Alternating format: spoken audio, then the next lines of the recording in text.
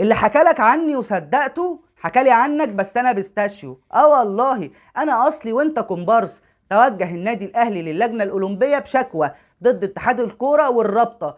ده كان قرار مفاجئ للشارع الرياضي وللجميع ان النادي الاهلي يروح للجنه الاولمبيه. طب اللجنه الاولمبيه ليها شرعيه او ليها ان هي تتخذ قرار باعاده المباراه؟ لا، هي لجنه غير مختصه بالكوره في مصر، ولكن هي مختصه بالشأن الرياضي ككل. فالنادي الاهلي راح للجنه الاولمبيه في خطوه استباقيه عشان يضمن حق لاعيبته وحق جمهوره وحق ناديه. النادي الاهلي مش بيعمل اي حاجه وخلاص، النادي الاهلي مش بيعمل الخطوه ويضحك عليه فيها. دي خطوه هتوقف الكوره في مصر صدقني، لان النادي الاهلي هيصعد للفيفا ويقول لهم تعالوا بصوا على الكوره المصريه ماشيه ازاي. كلنا نعلم تماما ان هي فيها فساد، فيها تلاعب من تحت الترابيزه، فيها قذاره تحكيميه ومجاملات على مر العصور. كلنا بنسمع الحكايات مش بنشوفها بس بنشم ريحتها. كلنا مع كابتن محمود الخطيب، كلنا في ظهرك يا كابتن محمود. نعلم تماما ان ايدك نظيفه وان انت راجل صالح بتخاف على مصلحه النادي الاهلي اولا. شكرا كابتن محمود الخطيب ومجلس الاداره،